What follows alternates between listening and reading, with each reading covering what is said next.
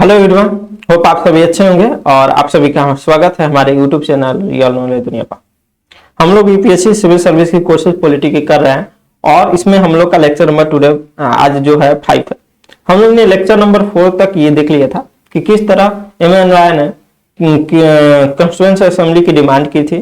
First time उन्होंने idea दिया था, इसके बाद कांग्रेस ने उसे डिमांड की थी और जवाहरलाल नेहरू ने अपना कॉन्स्टिट्यूएंसी असेंबली का अंत में डिमांड किया था। क्रिप्स मिशन आया, क्रिप्स मिशन के बाद जो हमारा कॉन्स्टिट्यूएंसी असेंबली है अंततः फॉर्म होता है और फॉर्म होने के बाद मतलब 2-3 सालों का भी फासला होता है। फॉर्म होने के बाद किस तरह से चीजें हो रही हैं वो हम लोग ने देखा था। इसके बाद हम लोग ने ये भी देखा था कि सबसे पहले कितने मेंबर्स हमारे कॉन्स्टिट्यूएंसी असेंबली में थे सीट्स से, जो इसमें प्रिंसली स्टेट भी थे। प्रिंसली स्टेट आने से इनकार कर दिए थे इसलिए क्योंकि उनको इनसे कोई मतलब नहीं था, वो राजा ही बनकर रहना चाहते थे क्योंकि कोई भी चाहेगा कि अपने हाथ में सत्ता हो। तो प्रिंसली स्टेट भी नहीं आए। बाद में जो मुस्लिम जो लोग थे मुस्लिम वो भी चीजों को बायकॉट कर दिए, मुस्लिम मेंबर्स भी नहीं है। तो कुल मिलाकर जो सिर्फ 211 मेंबर्स जो थे वही फर्स्ट मीटिंग में आ पाए थे। इसके बाद हम लोग ने ये भी देखा था कि फर्स्ट मीटिंग में 2011 आने के बाद में 2 कॉन्स्टिट्यूएंसी असेंबली का निर्माण होता है जिसमें प्रिंसली स्टेट भी कुछ इंडिया को ज्वाइन करते हैं, कुछ पाकिस्तान को ज्वाइन करते हैं। जिसके बाद टोटल जो नंबर्स होती है 299 होती है इंडिया में। अभी भी ध्यान रखिएगा कि ये जो संख्या है वो उस समय की है, अभी की नहीं है, ठीक है। तो ये सारी चीजें हुई थी और हमारे कॉन्स्टिट्यूशन को बनाने में 2 ईयर 11 मंथ और 18 डेज लगे थे। और ये जो कंप्लीटली हमारा कॉन्स्टिट्यूशन जो बना था वो इतने दिनों के बाद बना था और इसमें जो हमारा लेंथीएस्ट और बल्किएस्ट ऑफ द वर्ल्ड विश्व का हम बोल सकते हैं हमारा ये कॉन्स्टिट्यूशन है। लेकिन आपको जानकर थोड़ा सा हैरानी होगी कि लेंथीएस्ट में हमारा जो कॉन्स्टिट्यूशन है वो 2nd नंबर पर आता है और बल्किएस्ट में हमारा जो कॉन्स्टिट्यूशन है वो 1st नंबर पर आता है। हाँ, और जो 1st नंबर पर है लेंथीएस्ट में वो है आपका यूएसए का कॉन्स्टिट्यूशन, जिसको बनाने में सिर्फ 4 मंथ लगे थे और हमारा जो था वो 2 ईयर 11 मंथ 18 डेज लगे हुए थे। तो आप सोच सकते हैं कि कितना अंतर है। हम लोग इसको नेक्स्ट क्लास में पढ़ेंगे कि जो हमारा कॉन्स्टिट्यूशन है उसका क्या क्या ड्रॉबैक था, ठीक है, मतलब क्यों वो अगेंस्ट कुछ लोग थे, उनके विरुद्ध बातें बोलते थे कि हमारा कॉन्स्टिट्यूशन का क्रिटिसिज्म क्यों होता था। तो ये सब चीजें हम लोग धीरे धीरे पढ़ेंगे। हम लोग पॉलिटी का एक एक पार्ट पढ़ेंगे। इसके बाद जैसे हम पॉलिटी कहीं एक और पार्ट होता है जिसका नाम है गवर्नेंस। गवर्नेंस एक पूरा सब्जेक्ट के रूप में हम लोग देखेंगे। पहले इंडियन पॉलिटी खत्म हो जाती है तो फिर हम गवर्नेंस का अलग से लेकर आएंगे, क्योंकि पॉलिटी आप समझ रहेंगे तो गवर्नेंस आपको आसानी से समझ में आएगी। इसके बाद घबराइए नहीं, इंटरनेशनल रिलेशन भी लाने की हमारी तैयारी है। एनवायरमेंट की क्लास भी नेक्स्ट वीक से आपको मिलने लगेगी, तो आप हमारे चैनल को सब्सक्राइब जरूर कर लें। चलिए हम आज पीछे के हम सारी चीजों को देख लेंगे क्या क्या हम लोगों ने पढ़ा था। तो अब आज का हमारा जो क्लास है वो होता है important works of constituency assembly. क्या क्या हमारे कॉन्स्टिट्यूएंसी संविधान सभा की इंपोर्टेंस वर्क थी उसको हम लोग को देखना है। सबसे पहले कि मई 1490 में, ठीक है, पहला जो है मई 1490 में इंडियन मेंबरशिप ऑफ कॉमनवेल्थ, ठीक है, rectified Indian membership of Commonwealth, Commonwealth का रेक्टिफाइड इंडिया मेंबरशिप बना, ठीक है, कब? मई 1949 में। इसके बाद 22 जुलाई 1947, ठीक है, हमारा नेशनल फ्लैग एडॉप्ट किया गया। मतलब कि जो फ्लैग तो ऑलरेडी पहले से ही था लेकिन उसको as a national flag adopt किया गया। नेशनल एंथम और national song, national anthem Rabindranath Tagore और नेशनल सॉन्ग आपको बंकिम चंद्र चटर्जी के द्वारा जो लिखा गया था उसको 24 जनवरी 1950 यानी कि 24 जनवरी 1950, जस्ट 2 दिन पहले, जब हमारा कॉन्स्टिट्यूशन लागू होने से 2 दिन पहले जो लास्ट हमारा 11th सेशन था उसमें, ठीक है, नेशनल एंथम और नेशनल सॉन्ग को क्या किया गया? एडॉप्ट किया गया। ये 11th सेशन, देखिए पहले हमने ऑलरेडी बात की थी कि हमारे जो कॉन्स्टिट्यूएंसी असेंबली की टोटल जो सेशन थी वो 11 सेशन थी, ठीक है। तो 11 सेशन यानी कि फाइनल सेशन जो थी 24 जनवरी 1950 थी और इसी दिन नेशनल एंथम और नेशनल सॉन्ग दोनों को एडॉप्ट किया गया था, ठीक है। क्लियर होगा बात को? तो आगे चलते हैं। और इसी दिन मतलब लास्ट सेशन 11 सेशन में ही first president of India doctor Rajendra Prasad को भी क्या किया गया? एडॉप्ट किया गया, ठीक है। तो ये हमारी थी कुछ इंपोर्टेंट वर्क थी कॉन्स्टिट्यूएंसी असेंबली की, संविधान सभा की कुछ इंपोर्टेंट काम थे। इसके बाद हम लोग ने ऑलरेडी पिछले क्लास में भी बात कर लिया था कि टोटल 11 सेशन था। लास्ट सेशन आपको 24 जनवरी 1950 में था। टोटल 64 कंट्री थे। कंट्री से हम लोग जो अपना संविधान बनाया है उसमें 64 कंट्री से कुछ कुछ चीजें उठाई हैं।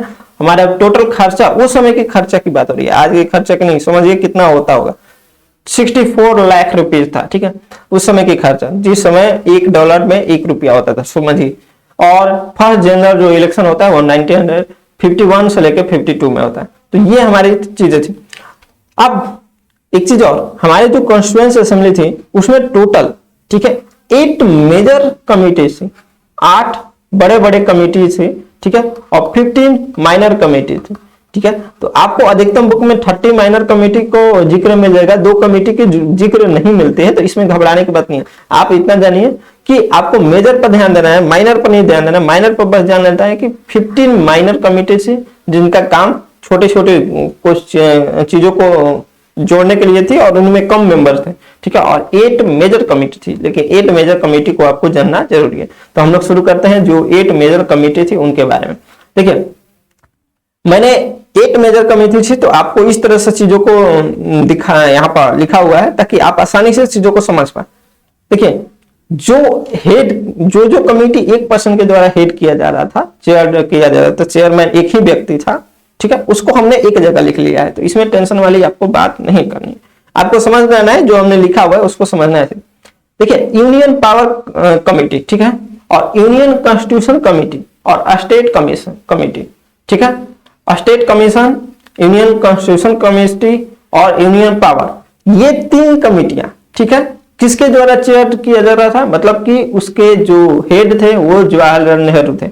ये 3 कमेटी हो गया, ध्यान दीजिएगा। 1 ये मेजर कमेटीज है, 2 और ये 3, 1, 2 और 3, ये 3 जो कमेटीज है वो जवाहरलाल नेहरू के द्वारा हेड किया जा रहा था, ठीक है। यूनियन पावर कमेटी और यूनियन कॉन्स्टिट्यूशन और स्टेट कमेटी, ठीक है, ये 3 कमेटियां, ठीक है। अब प्रोविंशियल कॉन्स्टिट्यूशन कमेटी, ठीक है, ये जो था वो सरदार वल्लभ भाई पटेल के द्वारा किया जा रहा था हेड, ठीक है, और ये जो है 4th नंबर का, ठीक है। बाकी कौन कौन से कमेटी का क्या काम है धीरे धीरे हम लोग चीजों को बाद में पढ़ेंगे, ठीक है। अब सरदार देखिए, वल्लभ भाई पटेल थे सरदार, इनका जो नाम पड़ा था बरदौली सत्याग्रह, ठीक है, जो बरदौली सत्याग्रह हुआ था, तो उसके उपलक्ष्य में जो गांधी जी थे उन्होंने सरदार टाइटल दिया था वल्लभ भाई पटेल को, ठीक है। तो यहां से सरदार वल्लभ भाई पटेल इनको कहा जाने लगा। तो प्रोविंशियल कॉन्स्टिट्यूशन कमेटी के ये क्या थे, चेयरमैन थे, कौन, सरदार वल्लभ भाई पटेल। आपको यहाँ पर क्लियर हो गया। अब एक बात समझिए, इनका जो डेट ऑफ बर्थ है यानी कि 31 अक्टूबर, ठीक है, 31 अक्टूबर को हम लोग नेशनल यूनिटी डे मनाते हैं। क्या मनाते हैं, नेशनल यूनिटी डे, ठीक है। अब अगला जो कि मुख्य है, इसको ड्राफ्टिंग कमेटी को हम लोग अलग से देखेंगे, एक पूरा हम इसको लेक्चर लेकर आएंगे, नेक्स्ट जो लेक्चर होगा ड्राफ्टिंग कमेटी पर। तो इसके जो चेयरमैन थे वो भीमराव अंबेडकर थे, ठीक है। अब देखिए नेक्स्ट जो ये आपको कमेटी नंबर 5 हो गई, क्लियर है। तो ड्राफ्टिंग कमेटी एक बहुत ही इंपॉर्टेंट कमेटी है, इसको हम लोग अलग से देखेंगे, ठीक है, तो कोई इसमें टेंशन वाली बात नहीं। अगला जो है advisory committee on fundamental right, minorities, tribal and other excluded area, ठीक है। इनके जो मुख्य हेड किए जा रहे थे, ये हेडेड जो था वो वल्लभ भाई पटेल के द्वारा ही था, ठीक है। अब बात को एक चीज और समझना है, इस कमेटी के अंदर 4 सब कमेटियां थी जो कि अलग अलग लोगों के द्वारा क्या किया जा रहा था, हेडेड किया जा रहा था, मतलब कि उसके चेयरमैन अलग अलग लोग थे। ये एक बहुत बड़ी कमेटी थी जो कि एडवाइजरी कमेटी थी। इनका काम था कि एडवाइस देना चीजें फंडामेंटल राइट पर, माइनॉरिटी पर, ट्राइबल पर और अदर एक्सक्लूडेड एरिया, ठीक है, जैसे रिजर्वेशन हो गया, ठीक है। तो वल्लभ भाई पटेल इसके हेड थे और इसके अंदर 4 सब कमेटियां थी। और कौन कौन सी थी उसको समझिए। फंडामेंटल राइट सब कमेटी थी जिसके जो मुख्य चेयरमैन थे वो थे जेबी कृपलानी थे, ठीक है। माइनॉरिटी सब कमेटी थी, ठीक है, इसके एच.सी. मुखर्जी थे। और north east frontier tribal area community थे जिसके गोपीनाथ बरदौली थे, ठीक है। और excluded and partially excluded area committee जो कि ए.बी. ठाकर थे, ठीक है। तो ये सारी आपको चीजें थी। आपको ये कमेटी नंबर टोटल 6 है, ये मेजर कमेटी है और इसी के अंदर 4 सब कमेटियां, तो इनको सब कमेटी के अंदर आप रहने दीजिए, ये सब माइनर कमेटी है, ठीक है, सब कमेटी है। तो टोटल 6 कमेटी हम लोग ने पढ़ा, और 2 कमेटी यहाँ पर rule of procedure committee and steering committee, ठीक है। 2 कमेटी यहाँ पर 7 नंबर कमेटी है मेजर और 8 कमेटी, ठीक है, 7 नंबर और 8। तो रूल ऑफ प्रोसीड्यूर कमेटी और स्टीयरिंग कमेटी ये डॉक्टर राजेंद्र प्रसाद के द्वारा क्या किया जा रहा था, हेडेड किया जा रहा था, मतलब चेयरमैन इसके डॉक्टर राजेंद्र प्रसाद है। अब देखिए स्टीयरिंग कमेटी का काम क्या होता है, स्टीयरिंग मतलब समझ रहे हैं ड्राइविंग, ठीक है, ड्राइविंग होता है तो स्टीयरिंग होता है उसमें, ठीक है। तो मतलब क्या कि किस तरह से काम होनी है, ठीक है, इसका जो जिक्र है स्टीयरिंग का मतलब वही कि किस तरह से गाड़ी को चलाना है, यानी कि कॉन्स्टिट्यूएंसी जो असेंबली है उसको किस तरह से काम करनी है, ठीक है। तो इनका काम, इस कमेटी का काम, जो स्टीयरिंग कमेटी का काम था, तो उसको काम था एडवाइस देना, ये देखना है कि जो प्रोजेक्ट है उसका आउटपुट सही से हो रहा है कि नहीं, उसका अचीवमेंट क्या है या आउटकम क्या है, या प्रोजेक्ट कहां तक पहुंचा है, उसमें जो कमेटी के लोग थे वो काम कर रहे हैं कि नहीं अच्छे से, ठीक है, या फिर कुछ सपोर्ट चाहिए या गाइडेंस चाहिए, ठीक है, या मतलब पूरा प्रोग्रेस को देखना, यही इनका काम था स्टीयरिंग कमेटी का, कि चीजों को सही से हो रही है कि नहीं उसको देखना। तो जो क्योंकि मेंबर्स थे यूजुअली अपने से काम नहीं करते थे, इसलिए स्टीयरिंग कमेटी थी जो कि इस चीज को क्या करते थे। जैसे सिंपल है क्या, अगर गवर्नमेंट जॉब है तो गवर्नमेंट जॉब में जाइएगा तो बहुत लोग ऐसे बैठे रहते हैं, काम नहीं करते हैं, सुनते भी रहते हैं, काम करने के लिए कोई आया तो नहीं करते हैं। ये क्यों होता है, क्योंकि उनको अगर चलाने वाला कोई है तो वही बोलते हैं कि कंप्लेन कर देंगे तो बच्चे अच्छे काम करने लगते हैं, या फिर कंप्लेन हो रहा है तो उनको अकल ठिकाने आती। तो ये चीजें उनको चलाने के लिए कोई होना चाहिए, अगर छोड़ दिया जाए कि तुम कर लेना तो वो करते रह जाएगा बहुत दिन तक, ठीक है। तो ये चीजें होती हैं। होप आप सभी को ये लेक्चर अच्छा लगा होगा, और हम अगला लेक्चर और भी अच्छे तरीके से अच्छे प्रेजेंटेशन के साथ आपके सामने लेकर आएंगे। हम चीजों में बार बार सुधार कर रहे हैं, और यहाँ पर हम आपको प्रोमिस करते हैं यूपीएससी सिविल सर्विस से रिलेटेड या स्टेट पीसीएस से रिलेटेड आपको फुल कोर्स प्रोवाइड करेंगे हर सब्जेक्ट का। इसलिए आप हमारे चैनल को सब्सक्राइब करना न भूलें। धन्यवाद।